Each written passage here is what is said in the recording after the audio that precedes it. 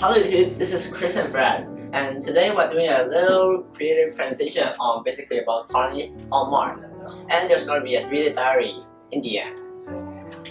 First of all, let's compare the major differences between two planets. This is Mars. Because of the thin atmosphere and the far distance between the Sun and Mars, the major surface atmospheric pressure can be as low as 30 pascals. Mars, with an average of 600 pascals compared to Earth with average of 101,300 pascals. These big differences can cause there's no creature can live on Mars. Human, without any action, will explode on Mars like a bomb.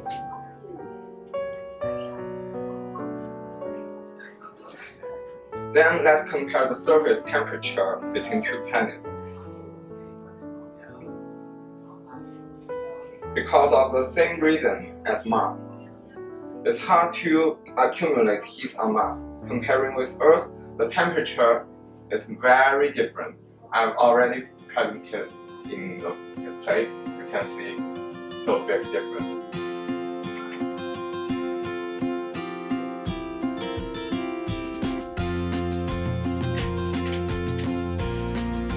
And then the only constant way to help us live on Mars is to build settlement on Mars with Earth, with elastic walls and certain material can seclude ourselves safely.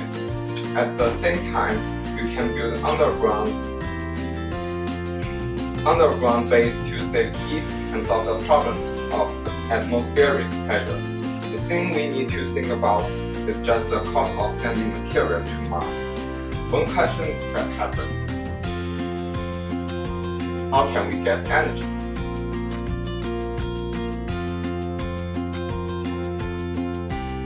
Normally, humans can deal with almost every challenge through technology. Humans can use solar panel. That's a feasible way to provide energy for the settlement. Solar panel. And we can put solar panels in space and combine it with the space station, which is floating in the orbit of Mars to save the room on Mars. Based on the same idea, we can set nuclear reaction station in space with solar panels and be the main energy production of Mars. The distance between two planets is the key of reaching Mars. I made a model to show you the position and orbits of Mars and Earth. Let's have a look. Look, Sun is in the center of the solar system, and Mercury and Venus, Earth and Mars. Just get rid of that. Let's focus on Earth and Mars. When they move to this position, the distance is much longer than the normal position. The distance is 401 million kilometers. When they move like this, it became to 54 million kilometers, and the first one is 6 times longer than the last one.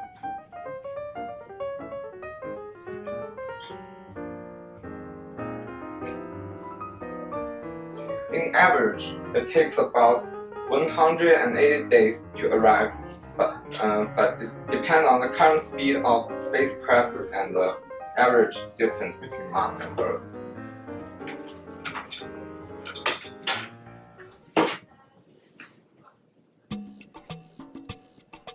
Anyway, we can set up some constant space station between two planets, like this. Maybe you can see the line. There's a line and the transition station. When Mars moves like this, the transition station moves substance and another thing to Mars. And move something back. This is a transportation network in my mind.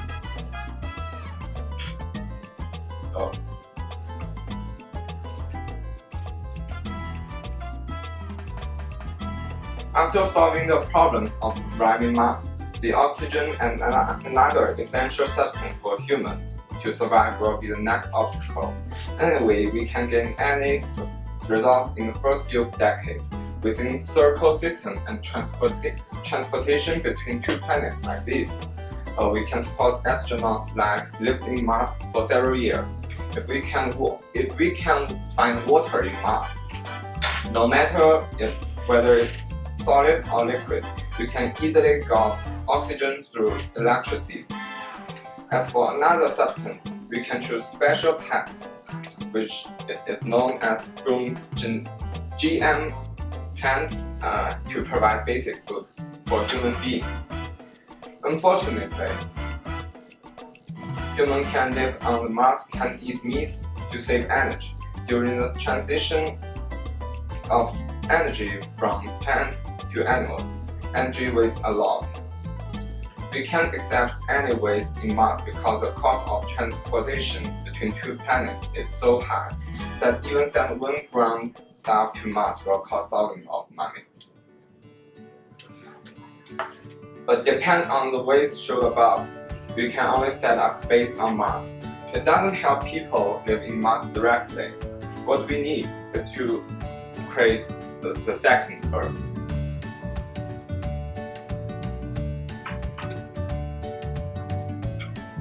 To live in Mars is to live without any protection.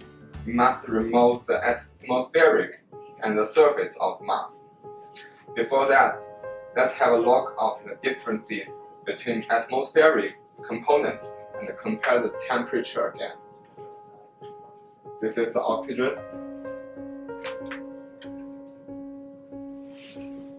carbon dioxide.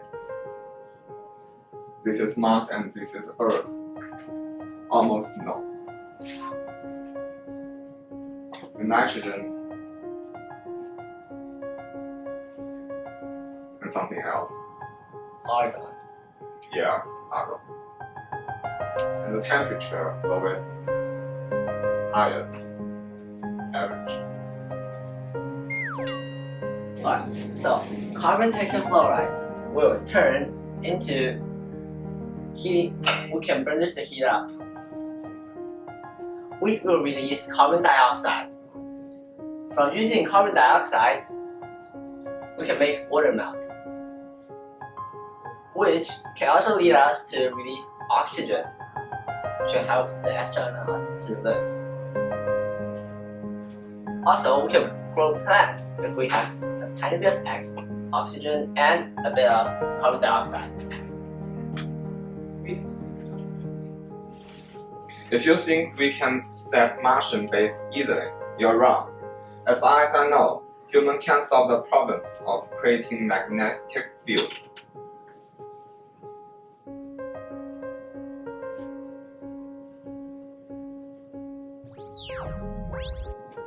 Model. This is Earth, Sun, and this is Earth. Why can Earth keep its atmosphere? The key is inside the Earth. Inside the core of Earth, melt iron moves with certain rules, like this. That creates a magnetic field around the Earth, like this.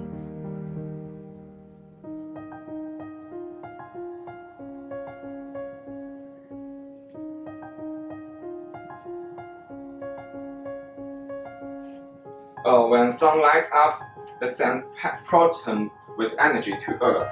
It will ruin our atmosphere. But the protection of atmosphere, the ray of proton will be reflected, which keep our atmosphere safe. How about Mars?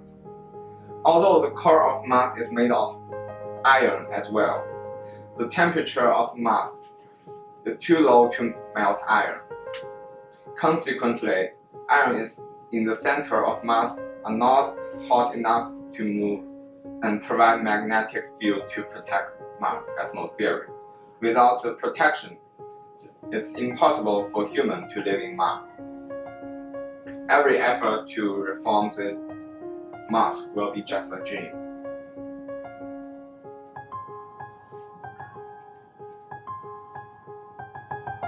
Let's just imagine if one day we can solve all the problems, then the first man living Mars appeared. This is Chris Tang. Hello. Alright, so finally we have solved all the problems and we can finally live on Mars. And we might build this house in a dream, but it might come true later.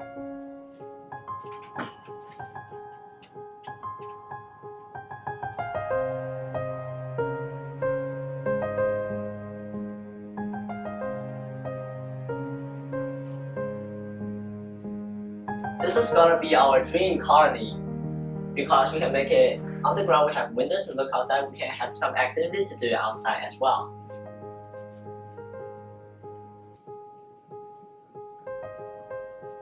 Since we need to grow some plants to help us survive, we need to grow some plants, as well as wheat to keep us alive so that we have food source. And we can save a lot of money from sending the food from Earth. Alright, so about 4 years of training and a year of spacecraft living condition, I finally arrived on Mars on the first day. First of all, I need to check all the machinery that they have sent on Mars. All the machines that are sent on Mars a long time ago, nobody has ever checked them, so I hope they can work well. So, the first day, I need to check everything. Yeah, I need to wear a lot of clothes and an oxygen helmet, or I'll suffocate, or I'll die from the cold temperature. On day 2, I need to still try to make some plans. For example, watering the plants and making everything works for me pretty well. Alright, so the first thing I do is check the oxygen generator and the water reclaimer. Those two are the key machines I need to use for my daily life. Once they broke, my life is dead. There's not gonna be any chance of surviving without those. I hope I can go to do some minings on this day, but I guess it will take me a long time to do it. So, I didn't do it on day 2, so at least I can finish it on day 3, which is the final day I have lived here, and I'm gonna keep moving on.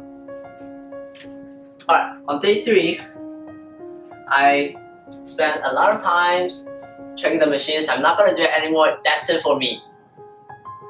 I'm going to set up some robots to help me to check it out and set some computers to work for me. As you can see, a soul is a lot longer than a day, which I written in soul instead of day. But I like to talk in day because you guys are living on Earth, not Sun, or anything else like Mars. A Mars use soul as a day. It's about 24 hours, 39 minutes, and 25 seconds in total. Okay, so mining is an easy job if you can set up some robots. However, I had to do it by myself because there's not such a thing called mining robot yet. But I need to try to set them up by using my bare hands and use the materials I can get. Alright, that's all about my diary. Thanks for watching, guys.